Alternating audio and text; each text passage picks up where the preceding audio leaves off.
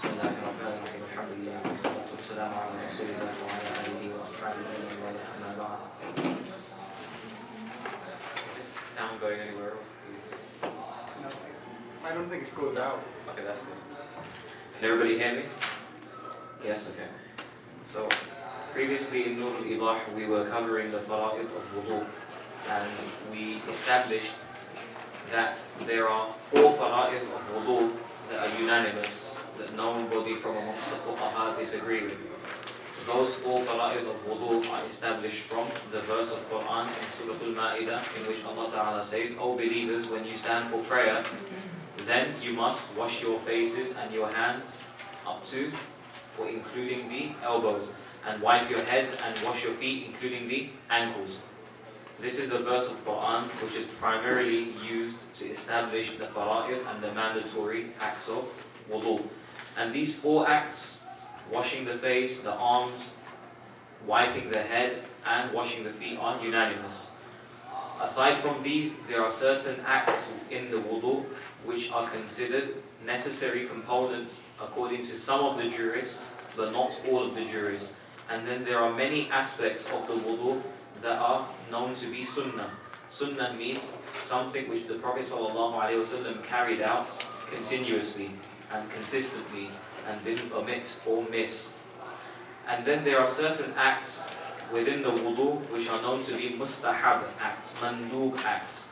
Mandub is something that the Prophet ﷺ did a few times but did not do consistently. So it's graded lower than sunnah in rank. So a person is rewarded for it, but a person is not punished for leaving it out. When it comes to sunnah, a person is rewarded for it, and the person who leaves it out is warned. So it's not like a farad. What's the result of a farad? The result of a farad is a person has to do it. The ruling of a farad is a person must do it, and if a person leaves it out, then they are a sinner. That's the ruling of a farad. And the ruling of a sunnah is that a person should attempt and strive to do it. If a person leaves it, then there is warning if they leave it continuously without valid reason. Then it may be possible that a person be deprived of Rasulullah ﷺ's intercession on the Day of Judgment. So that's the ruling of a sunnah. And the ruling of a mustahab or mandub is that a person is rewarded for it, but a person who omits it or leaves it out is not punished. That's the ruling of a mandub. Okay. Then there are certain aspects related to wudu which are known as the breakers of wudu, nawaqid of wudu, things that break the wudu. And then there is also a topic attached to this subject, attached to wudu, which is causes for wudu. Why a person must make wudu, for what actions wudu is obligatory, for which actions wudu is necessary, for which actions wudu is recommended. So this is also something that we will be covering inshallah. But last time we spoke about this and discussed this subject, I think we ended on page 34. We were on page 34.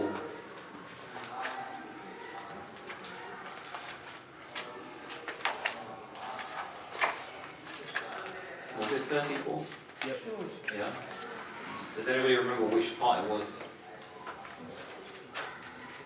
Page 34. I think it was section 8, further points on ablution. Yes? Okay. So it is obligatory to wash the surface of a thick beard according to the most correct fatwa from those that have been authenticated. A thick beard is that beard through which the skin beneath cannot be seen. Washing the surface of the beard suffices because the beard takes the place of the skin, and thus the obligation passes onto it. Those who held the position that a third or a quarter of a thick beard suffices, or wiping all of it, or similar statements, have turned away from these statements. What does the surface of the beard mean? Okay. Surface of the beard means the end of it. Okay. So if a person has a very thick beard through which the skin cannot be seen, then just to wet the end of the beard will suffice, because that is a substitute for the skin. Okay. It is obligatory to pass water to the skin beneath a sparse beard. So a person has a beard that is thin, and the hair of that beard is not thick, or it's not bushy enough, you can see underneath it. You can see the skin underneath it. So the ruling for that beard will be, it's obligatory to pass water under it and reach the skin, because it's manageable. It's manageable. If a person with a thick beard was required to wash the skin underneath it, it would be difficult. And Sharia doesn't cause difficulties on people. So that's why, if a person has a thick beard, they are only required to wet the surface. But a person who has a thin beard, there's no hardship in making the water reach the skin underneath a thin beard. Therefore, a person would be required to allow the water to reach the skin underneath.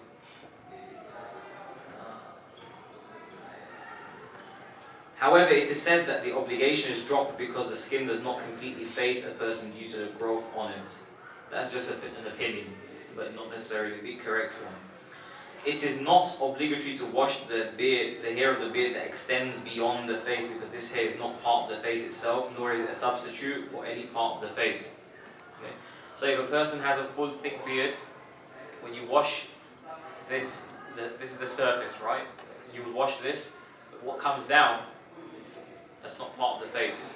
What's attached to the face is considered the surface of the beard, and what comes out of it is what extends beyond. It's not part of the face, therefore a person is not required to wet that part. It is not obligatory to wash the part of the lips that cannot be seen when the lips are closed normally. So whilst one is making wudu and you close your mouth and you wash your face, the portion of the lips that are hidden while you close your lips and you close your mouth, it's not required to be washed because it's not part of the face, it's inside. So that's very natural and obvious. The part of the lips that can be seen is considered as being from the mouth, according to the correct position, meaning according to the jurists. We're not speaking about a medical perspective here. We're speaking solely from a juristic opinion of the fuqaha. The portion of the lips that can be seen when the mouth is closed will be considered part of the face. The portion of the lips that cannot be seen when the mouth is closed will not be considered part of the face. The portion that is part of the face has to be washed. The portion that is not part of the face does not have to be washed. It's very obvious. Nor is it obligatory to wash the eyes even if ritual bath is being performed, meaning inside the eyes. We're not required to wash inside the eyes. On top of it, of course, and any sleep that is around the eyes, we remove that. Because if the sleep covers a portion of the face, then our wudu would be completed. You know, the things that gather, the dirt and that gathers around the eyes.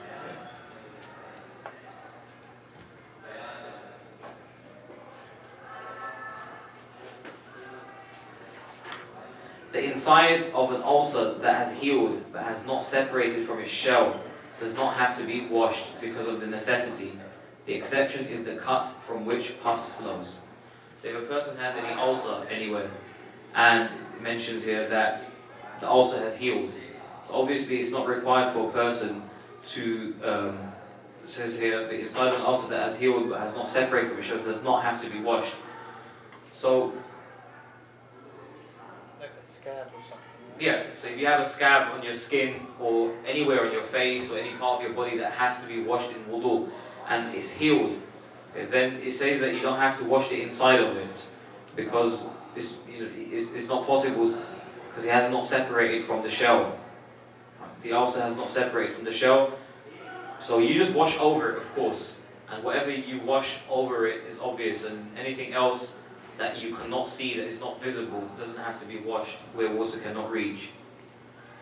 Then if fingers join in such a manner that water cannot naturally flow between them, or fingernails and toenails grow, so this is another point now. So a person has joint fingers, for example, or they have parts of the fingers that are joined, then obviously you can't get in between them.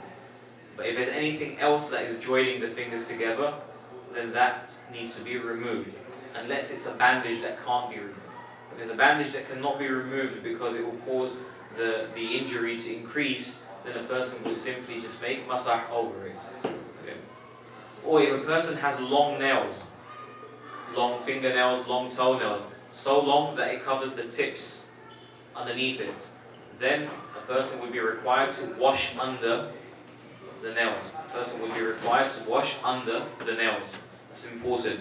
However, if anybody gathers any dust or dirt under the nails, then the fuqaha say that you don't have to remove the dirt or the dust because water can penetrate it. Because water, sometimes you might have a nail that grows a bit longer, and sometimes you're doing some work and some dirt accumulates under the nail. That dirt which accumulates under the nail isn't thick enough to prevent water from reaching the tips or the nail underneath the nail. It allows the water to penetrate. It's thin. Therefore, the person doesn't have to remove that. But it says here, equally, if there is anything that prevents water reaching the skin, such as dough, wax, and sleep around the eyes, when closed on any part that is obligatory to be washed, it is obligatory to wash beneath it after having removed the barrier. So that's something we've already covered. Something that forms a layer, something that is thick enough that prevents water from reaching the skin, that has to be removed. I already mentioned to you the ruling of dirt.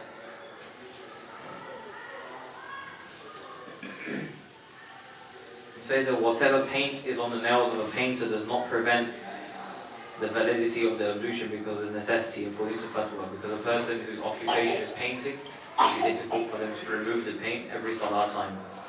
Now, what is the ruling about wearing a ring and making wudu? So it says that if a person wears a loose ring, there's no problem because water will definitely go under there. If a person is wearing a tight ring, then they should loosen it. So you don't have to remove it completely. Simply moving it around so water can go underneath it would be sufficient. The Prophet ﷺ, when performing wudu, would loosen his ring. Likewise, it is necessary to loosen any earring because of the tightness present. High probability suffices in attempting to determine whether water has reached the earring hole. Thus, a person does not have to pass something fine through the hole to ensure the water has entered due to the difficulty involved. So if a woman removes her earrings whilst she is doing her wudu, or she is making her ghusl especially, because the ears have to be washed, and according to some fuqaha, part of the face, the lobes, the earlobes also are included. So if a woman is wearing her earrings and she removes them, that would be sufficient to just wash over the lobe, the holes that may have been caused from the earrings. It's not necessary for her to pass anything through the hole itself, because there's a high probability, of course, if she washes that water probably did go through. I'm sure you're following, inshallah. If washing cuts on the feet is harmful, it is valid to pass water over the ointment that has been used. So if you have cuts or blisters or something on your feet and you're using an ointment, and removing the ointment would be difficult, and to wash it would cause more pain, then just to simply pass water over the ointment would be sufficient. And even if that is hard, then you just make masah over it. You don't even have to pass flowing water over it. After cutting hair, now this is a question people usually ask. I made my wudu and then I cut my hair. Do I have to repeat my wudu? No, you don't. Removing your hair doesn't nullify your wudu, number one. Okay. Your wudu was already made. Now if you cut your hair, it's not problematic. And it's the same for ghusl. Just say a person had intercourse with their wife and then they made ghusl and they washed their hair and everything and they purified themselves. And then they went for a haircut and they cut their hair off. One shouldn't be under the misunderstanding that now I have to repeat my ghusl because I washed my hair but I didn't wash my head. Right? That's basically the thought process many people have. Well, I washed my hair but I didn't really wash my head, so do I have to repeat it or wash that portion again? It's not necessary. Or clipping nails, so I made my wudu and then I clipped my nails, do I have to make wudu again or wash my hands again? It's not necessary. The funniest one was somebody asked me, I cut my hair, do I have to fast? Did it break my fast? Why the heck would it break your fast? Did you eat your hair? I actually tried to, he was a smart, educated guy, so I said to him, I'm trying to understand your thought process. Why did you think cutting your hair would break your fast? He said, oh, I don't know. So, they say, there was no ears, no, yes, he was fasting. The hair was fasting. The hair was fasting. Okay. Question. Yes. Is while fasting, like, is there certain thing like you can't cut the nails after Zohar? Is No. something No, there's nothing. You can cut your nails while you're fasting. nails, hair? Yes. No problem. The only time we're advised not to is the first 10 days of Dhul Hijjah if you're going to make udhiyah. And ihram, of course, in the state of ihram. Like after Zohar you can't shower valid or? No. No? Okay. You can shower while you're fasting. You can shower to keep cool while you're fasting. It's not a problem. So the ruling on the first 10 days of the Yeah. is that mustahab or I mean it's Mustahab, yes. Mustahab.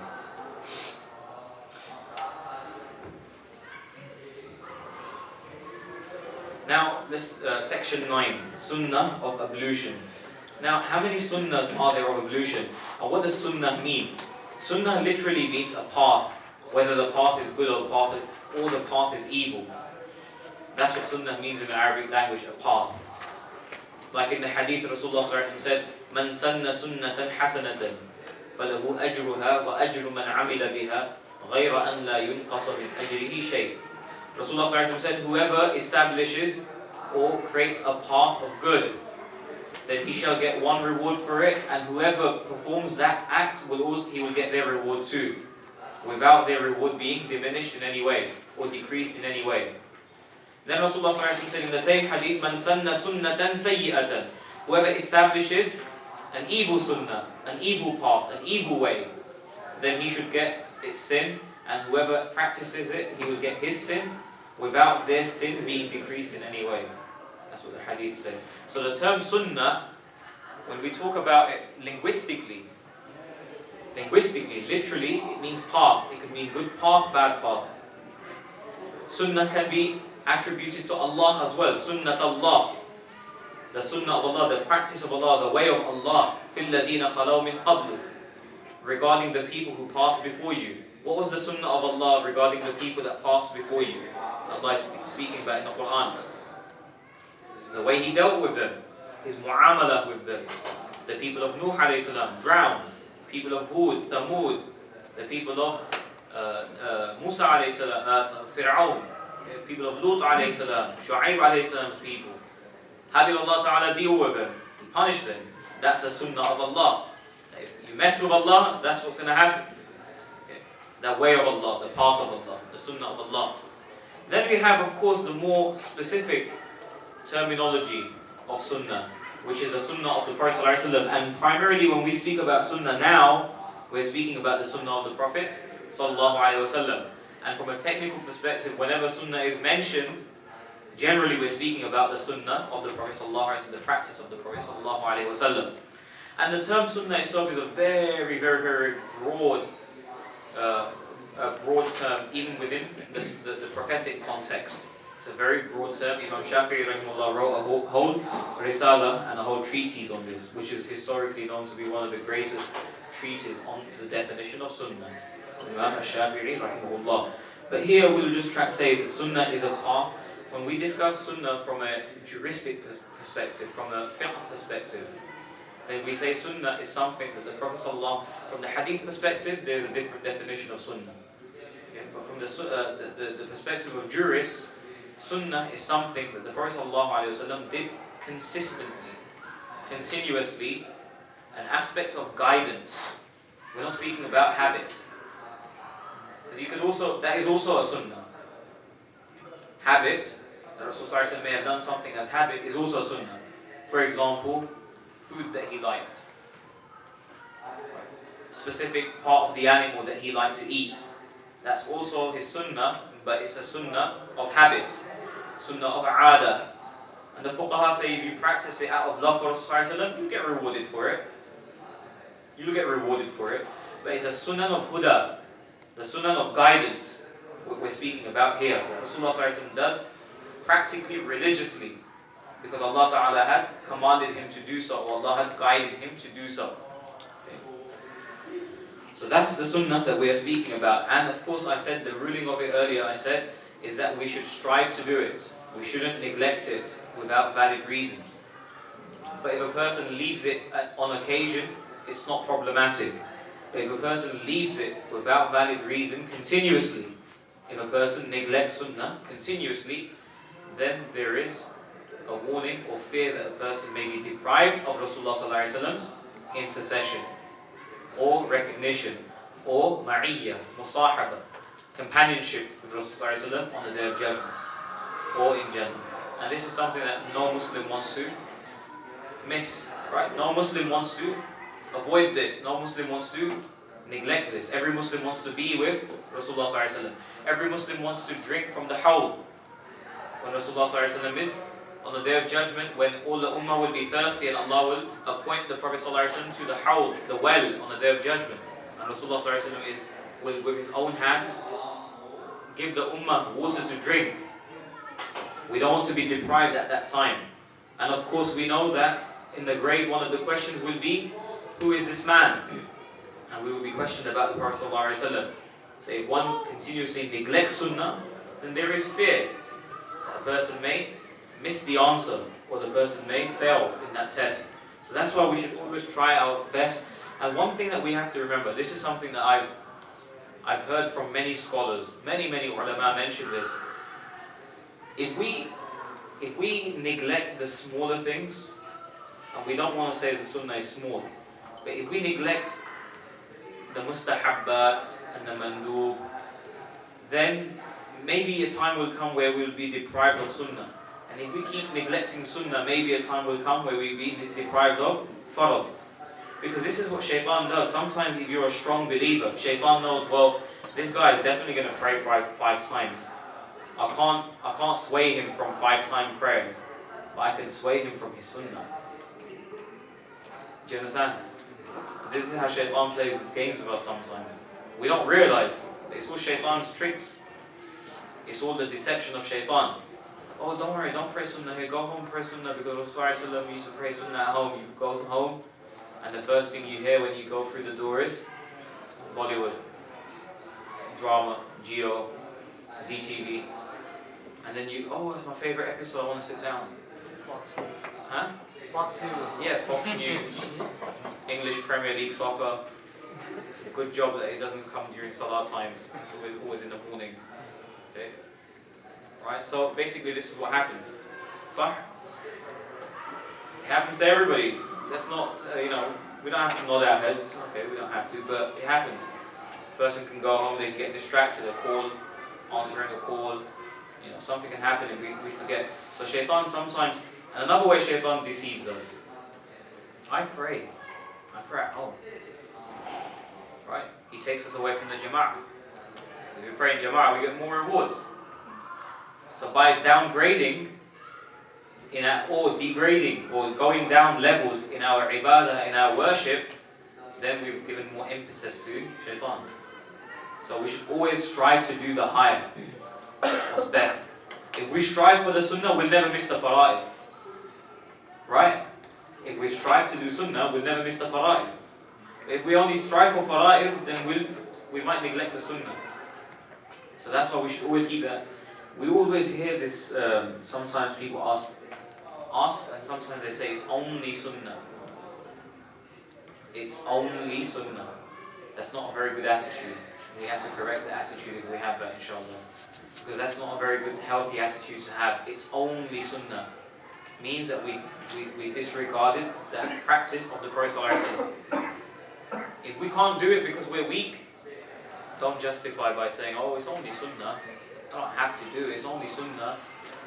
The Sahaba radiallahu anhum, they used to strive to do what the Prophet ﷺ did. In fact, there are some stories of some Sahaba, they were so, in Urdu there's a term, diwana, maniac. They were so obsessed with love for Rasulullah ﷺ that they would mark or they would know where he would stop during journeys, and they would stop there because Rasulullah ﷺ stopped there during a journey. And we know of some Sahaba radiallahu anhum that wouldn't even let the blood of the Prophet ﷺ reach the ground. Right? Authentic stories of some Sahaba radiallahu anhum that wouldn't let the blood of Rasulullah ﷺ reach the ground because they had such profound love for the Prophet ﷺ. So sunnah should be, this is how we should view sunnah. This is how we should really view sunnah. This is how we should really emphasize sunnah in our life. May Allah give us a tawfiq, inshallah. Always ask Allah to give us tawfiq and hidayah. You know, maybe we're weak in our practice. We all have weaknesses in different areas. And we should always ask Allah subhanahu wa ta'ala to give us tawfiq to do amal that pleases Him. Allah give us tawfiq and strength, ability to make amal and action of things that please you.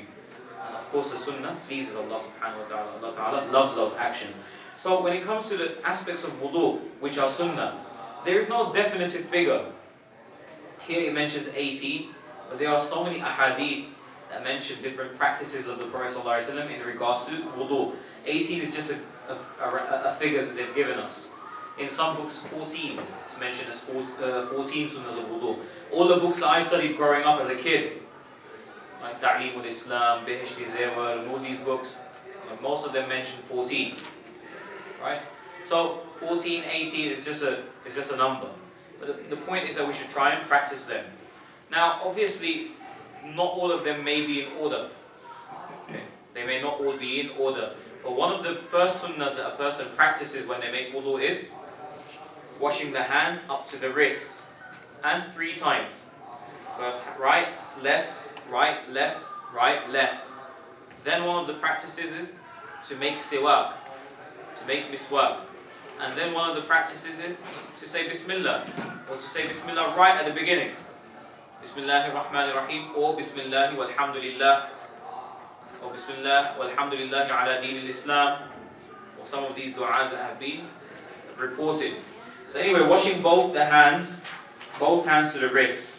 This is a sunnah at the beginning of wudu. Whether or not the person has just woken from sleep. Remember I mentioned to you guys earlier, a few weeks back, that when a person wakes up from sleep, the first thing they should do is wash their hands up to their wrists. That's why they're mentioning here, whether you've woken up from sleep or you're just making wudu while you're awake, to wash your hands up to the wrists is a sunnah of the wudu. Okay? The price, when one of you wakes from sleep, he should not insert his hand in the container until he has washed them. The wording of Muslim continues, until he has washed them thrice, 3 times, for he does not know where his hand has been. If a person has any impurity on their hand, they will not use that hand to tilt the water, but they will use the pure hand to tilt the water. And also it's advisable for a person to use the actual handle of the container and not the mouth of the container. They shouldn't put their hand on the mouth of the container. That's a recommendation.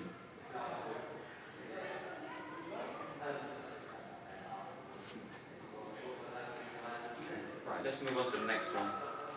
Mentioning the name of Allah subhanahu wa ta'ala at the beginning.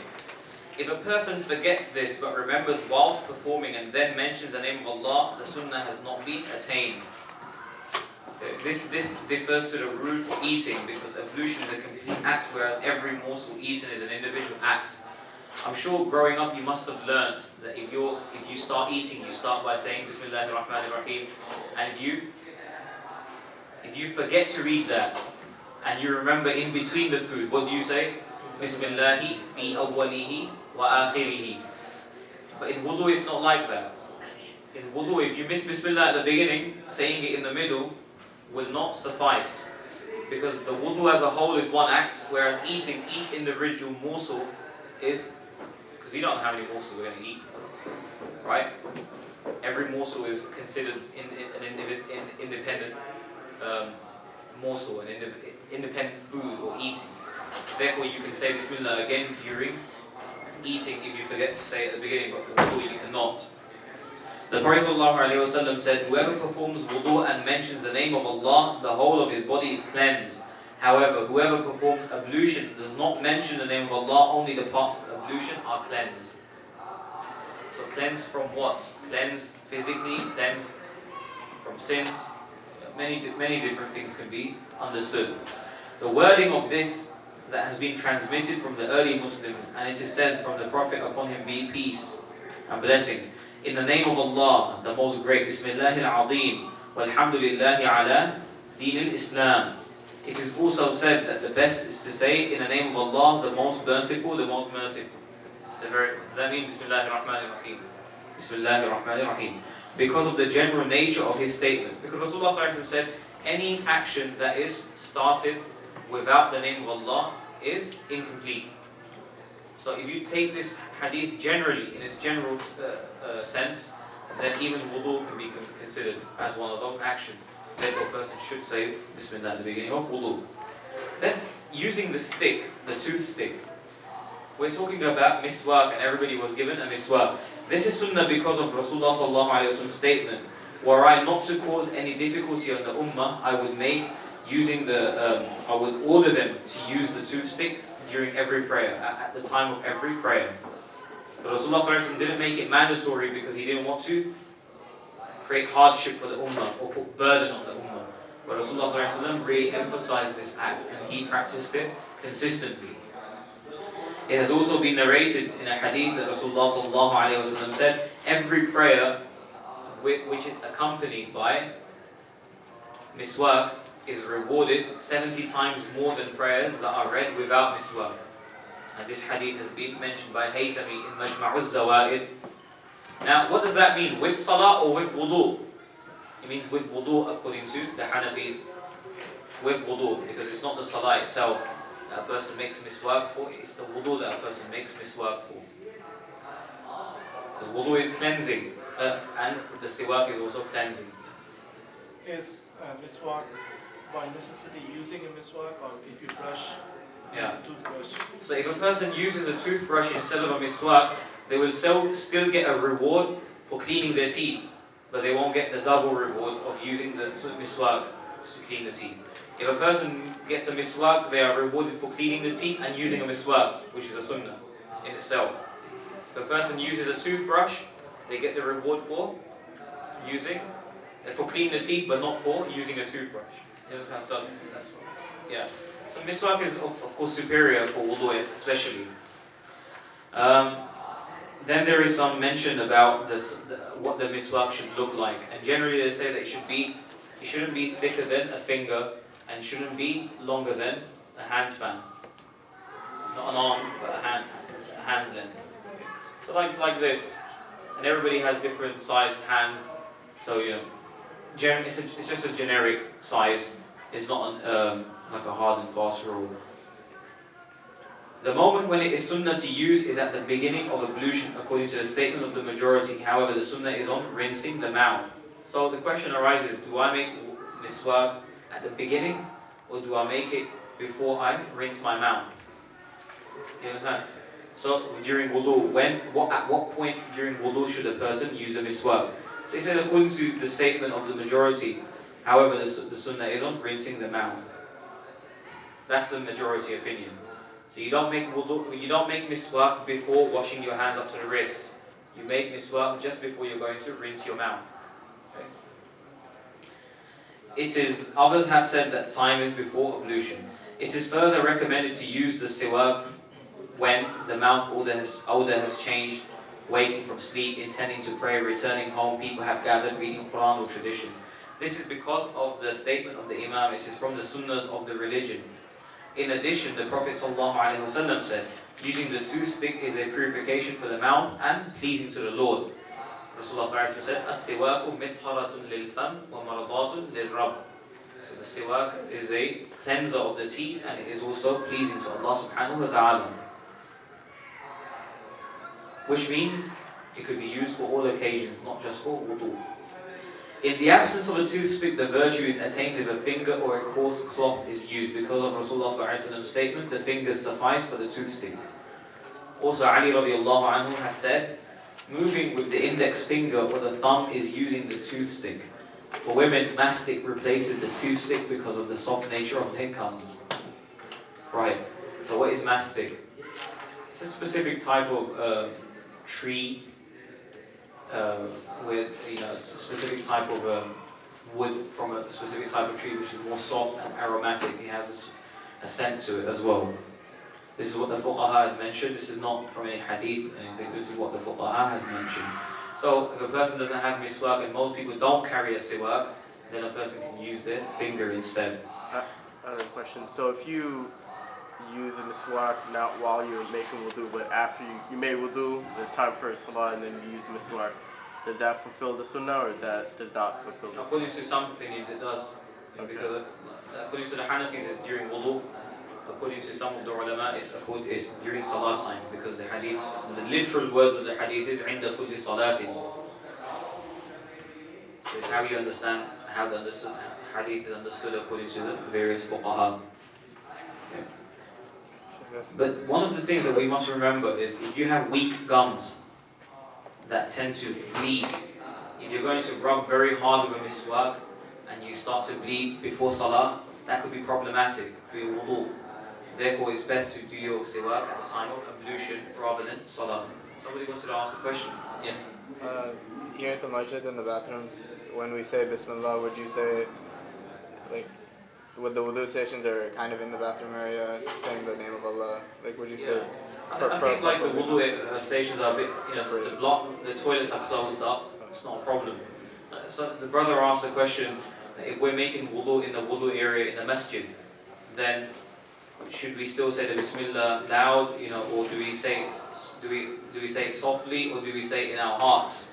So because the toilet is actually closed up, they're private, and they're not really connected to the wudu area, it's not a problem. But in your house where the toilet is open and your sink is right near there, it's best just to say it internally within the heart.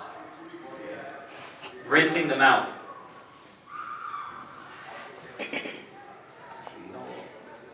There's some more details about this, the how to hold the toothstick mentioned here, but we're going to move on, inshallah. Rinsing the mouth. Rinsing the mouth in Arabic is madmada. Madmada. In Urdu say kulli, madmada. So it means to rinse the mouth out thoroughly, not just to put water in the mouth and spit it out, but to wash it out thoroughly. So a person uses 3 separate handfuls of water. So you use one handful, rinse your mouth out, then you get another handful, and then you get a third handful, and you rinse your mouth out. And to do it thoroughly means to even take it to the back of the mouth, near the throat, and even gargle if one has to or needs to, just to make sure and ensure that all food particles have left the mouth. It is sunnah that this is done 3 times because Rasulullah ﷺ performed ablution, rinsing his mouth thrice and nose thrice. Each time he took fresh water. And this is mentioned in Zayda'i, but in Nasb al-Raya. The book is Nasb al-Raya, which is a sharah and a commentary on Hidayah, and where he states that Tabrani has narrated this narration. So basically, it's a hadith of Tabrani mentioned by Allama Zayda'i in his book Nasb al-Raya, which is a commentary on Al-Hidayah, which is one of the main primers in Hanafi fiqh. Okay. If rinsing the mouth is performed with one handful, the sunnah of rinsing the mouth is accomplished, but not the sunnah of repeating the rinsing. One handful, okay, instead of 2 handfuls. Or one handful, and you take from it a bit, and you wash your mouth out, and then you take from that same handful again, you take from the same handful again. Okay. You'll get the reward for washing your mouth out, but not repeating the rinsing, because you don't take fresh water each time. Okay. Rinsing the nose. In the Arabic language, rinsing the nose means istinshaq. Istinshaq is the word for rinsing the nose, which means it's derived from nashaq, which means to draw water, or it's like into the nose with the nose wind.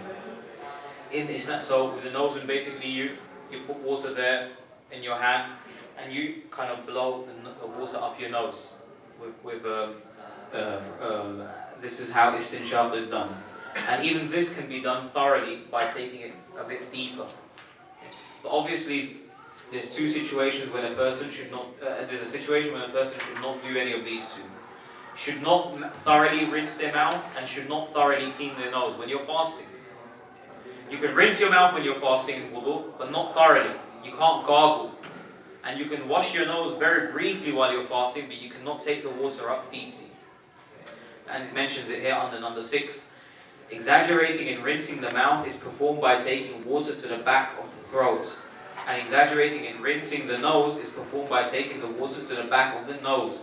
However, the person fasting does not do this, because Rasulullah ﷺ said, exaggerate in rinsing the mouth and the nose unless you are fasting. Why? Because you could break your sawm, you could break your fasting. Saturating the thick beard with a palm of water from the bottom. According to the most correct position, this is sunnah. This is the statement of Abu Yusuf because of the narration of Abu Dawood from Anas radiallahu anhu that Prophet sallallahu alayhi wa sallam used to saturate his beard. So what does this mean? This means that a person gets water in their hand and they have a thick beard to just go from underneath like this, under their beard like this. This is what it means by saturating the beard. Okay, like this with the water. Quick question for you. Yeah. So when you're rinsing your mouth, I heard that you would also, in the same action, rinse your nose as well, or is that not part of the sunnah? I think the sunnah is to do 3 times the nose, gargling separately and rinsing separately. I'm sure you can do it. There's nothing harmful about it. Yeah. But the most correct sunnah would probably be to do it separately rinsing the mouth, separately cleaning the nose. So saturating the beard is to separate the hair working from the bottom upwards. It is performed after the face has been washed 3 times. So like you separate the hair like this with your fingers. You have wet palms and you just separate your beard like this. It is performed with a palm of water because the Prophet ﷺ would when performing ablution, take a palm of water from under his lower mouth and saturate his beard with it. He upon him be peace and blessing said, "This is as my Lord, mighty and majestic, is He has ordered me." Like that, okay. Or you can do it like that. Abu Hanifa rahimahullah and Muhammad prefer it because it was not done consistently. What they're saying is, from the Hanafi scholars, the main scholars in the Hanafi fiqh, historically, Abu Yusuf rahimahullah was a student of Imam Abu Hanifa. He says it's sunnah, Imam Abu Hanifa says it's mustahab. So, according to Abu Yusuf, he thinks Rasulullah did it more consistently because of the hadith of Anas radiallahu anhu that mentioned Abu Dawud. Imam Abu Hanifa rahimahullah thinks it was done not so consistently. Saturating the fingers and toes. It is sunnah to saturate between all the fingers because basically, what is saturation in Arabic? It's khilal. Khilal means, what does khilal mean? Passing wet fingers, okay, wet fingers like we said about the beard like that, and also wet fingers in the fingers and toes. Making khilal of the fingers and khilal of the toes. When do you make khilal of the fingers? After you wash your arms. And when do you make khilal of the toes? When you're washing your feet. How do you make khilal of the fingers? By using the entire hand, the entire fingers, all the fingers of the other hand, by just passing the fingers through the fingers like this. Like this. Yeah? That's khilal of the fingers. And khilal of the toes is done with one finger, the little finger. Khilal of the toes is done with the little finger. The khilal of the fingers is done with all fingers. So you put the fingers of one hand in the fingers of the other hand, wet fingers, like this. This is khilal of the fingers. And khilal of the toes would be to use your small finger of your left hand and to make khilal of your toes, whether you're doing your right foot or your left foot. And to start with the small toe on the right foot and go all the way to the small toe on the left foot. This is how you would make khilal of the toes. Is that okay? Everybody understood that? Any questions about that? Okay. Washing 3 times. Whoever does more or less has overstepped the mark and done wrong, as has been related from the sunnah, unless there is a necessity. What would be a necessity? Not enough water. Person doesn't have enough water and they just do it once. That's a necessity, right? Will you be punished for that? No. The sunnah is to do 3 times. What if the water is cold? Sorry? What if the Yeah, if water the is water is cold, do it once. That's a necessity. Wiping all of the head once. This is as was done by the Prophet ﷺ. The wiping is performed once as with wiping over a bandage and the dry ablution, because wiping has been ordained for ease. So you don't have to wipe 3 times. Masah is not 3 times. Ghusl, 3 times. Washing other limbs of our body, 3 times. When we make masah on the head, it's just once. You wet your fingers and you go from the tip of the hair and you work your way back. You don't need to do it again, that's it. Okay? There is one method where you use the 3 fingers, the 3 last fingers, the end fingers, from the middle finger to the end, to the pinky, on both hands you use to go up, to go back, like this. And then you use the back of your fingers, to go back to the front. So like this. Or you can also use your 3 fingers and your palms to do the whole head like this from the beginning, like this. Got it? Okay. And it's at this time when a person makes masah of the ears. Okay, masah of the ears, which is also sunnah. And the way to do that is to put the either the index fingers or the small fingers, the pinkies, the small fingers in the ear holes. And then with the thumbs you make masah behind your ears like this. With the thumb you make masah behind your ears. Okay? So you make masah, and then masah of the nape. What is the nape? The back of the neck. There is a hadith about this. Not the throat. That's a bid'ah. That's an innovation. There's nothing in the sunnah about doing masah of the throat. But masah of the back of the neck, it's done immediately after making masah of the head. So you make masah of the head like this. Then with the back of your hands, you make masah of the back of your neck like this. And then you make masah of the ears like that. Is that okay? Everybody understood that? Okay, I know some of the sisters can't see, but I'm trying to explain it in the best possible manner. So you wet your fingers, and then you make masah of your head by using the end 3 fingers and your palms. So you don't have to go forward again. You just go back like this, all the way. And then you make masah of your nape, the back of your neck, with the back of your fingers, like this. You go up, you go out like this. And then you make masah of your ears, like this. Okay. Clean the insides, and then the back of the ears with the thumb. And that's part of the sunnah, or Yes. part of, Wiping the ears is part of the sunnah. It's here, number 11. Wiping can be performed even with water used for the head. You don't need new water for this. The same water that you use for masah of the head can be used for this as well. Because the Prophet ﷺ took a handful of water and wiped his head and ears. It is fine if fresh water is taken despite there being some remnants of wetness. Rubbing the limbs. Now this is another sunnah. You can wash your arms by just putting the arms under flowing water. But you will attain higher sunnah if you use your other hand to rub that portion of the body. This is sunnah because the Prophet ﷺ would do so after washing the limbs by running his hand over them. Okay. What does that ensure? It ensures that water has reached every part of that limb and it's wet properly. Continuity, I was explaining this to you last time. Continuity is a sunnah according to the Hanafis, and it was followed according to, remember what I meant? The continuity, Shafi'i, wasn't it? What does continuity mean? A person performs wudu, one limb after the other, making sure that the previous limb has not dried. So when they complete their wudu, still every part of their body that must be washed in wudu is still wet. Yes? That's what continuity means. And this is a sunnah in wudu. Intention. Niyyah. Now, this is a very deep subject. Niyyah in wudu. Niyyah, first of all, let me clarify. Niyyah is an action of the heart.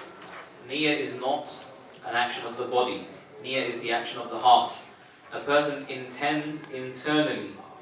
If a person makes an intention internally, then that will be sufficient. It's not necessary for a person to combine that with a verbal intention.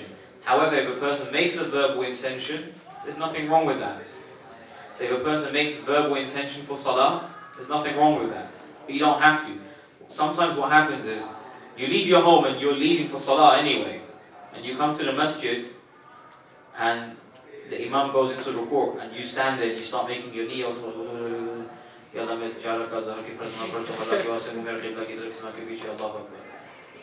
Right, then you've missed the rak'ah. The imam already got up. The verbal intention is not necessary. Your heart, you know in your heart, I'm coming for Dhuhr prayer. Behind this imam I'm going to read. I'm not going to pray individually, I'm going to pray behind this imam. And it's going to be 4 rak'ah of Dhuhr. That's enough. It's in your heart. You left your home for that purpose. Okay? So that intention is an action of the heart. Intention is necessary for all actions. But for certain actions, it's not necessary. It's not part of the act. The act is not dependent on it. For salah, intention is necessary because Salah is an actual act which is intended by Allah subhanahu wa ta'ala, rewarded. Wudu, although it's rewarding, is not the intended act. Wudu is the key. What is the intended act? Salah, right? Wudu is not the intended act.